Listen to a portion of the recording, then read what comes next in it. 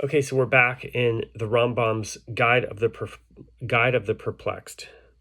So we're in chapter 35 of part 1. So it says, "Do not think that all that we have laid down in the preceding chapters regarding the greatness and hidden nature of the matter, the difficulty of apprehending it, and its having to be withheld from the multitude, refers also to the denial of the corporality of God and to the denial of his being subject to affections. So it is not so. For just as it behooves to bring up children in the belief and to proclaim to the multitude that God may he be magnified and honored is one, and that none but he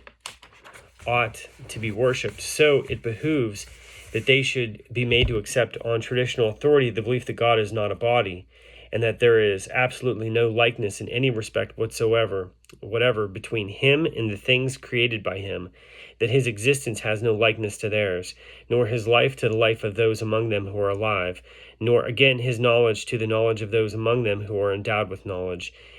They should be made to accept the belief that the difference between him and them is not merely a difference of more or less, but one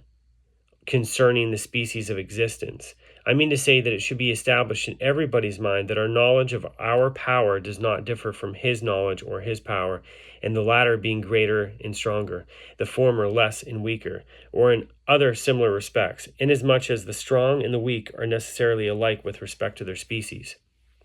And one definition comprehends both of them. Similarly, any relation can subsist only between two things belonging to one species. So this likewise has been made clear in the natural sciences. Now everything that can be ascribed to God, may he be exalted, differs in every respect from our attributes, so that no definition can comprehend the one thing and the other. Similarly, as I shall make clear, the term existence can only be applied equivocally to his existence into that of things other than he. So this measure of knowledge will suffice for children and the multitude to establish in their minds that there is a perfect being who is neither a body nor a force in a body, and that he is the deity, that no sort of deficiency and therefore no affection whatever can attain him. As for the discussion concerning attributes and the way they should be negated with regard to him, and as for the meaning of the attributes that may be ascribed to him, as well as the discussion concerning his creation of that which he created, the character of his governance of the world,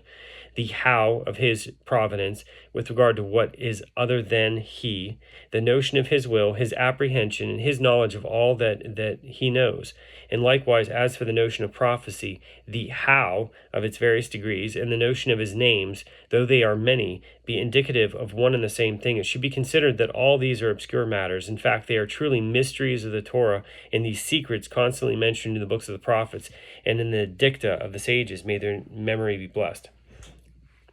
They are the matters that ought not be spoken of except in chapter headings, as we have already mentioned, and only with an individual such as has been described. So on the other hand, the negation of the doctrine of the corporality of God and the denial of his having a likeness of created things and of his being subject to affections are matters that ought to be made clear and explained to everyone according to his capacity, and ought to be inculcated in virtue of traditional authority upon children, women, stupid ones, and those with a defective natural disposition, just as they adopt the notion that God is one, that he is eternal, and that none but he should be worshipped. For there is no profession of unity unless the doctrine of God's corporality is denied. So, for a body cannot be one, but is composed of matter and form, which by definition are two. It also is divisible, subject to partition. When people have received this doctrine,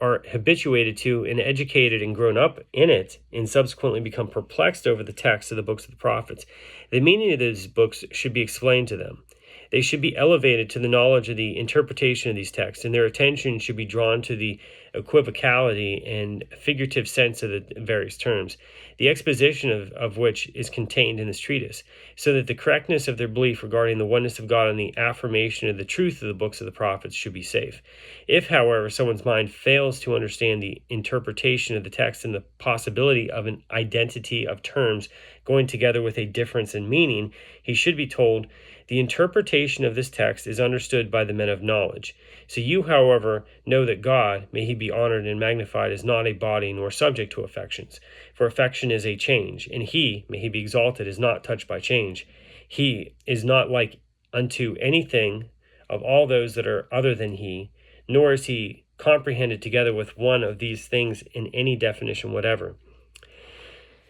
You know likewise that these dicta of the prophets are true and have an interpretation. In dealing with such a man, one should stop at this measure of knowledge, but it has not met that belief in the corporeality of God or in his being provided with any concomitant of the bodies should be permitted to establish itself in anyone's mind any more than it is meet that belief should be established in the non-existence of the deity, in the association of other gods with him, or in the worship of other than he.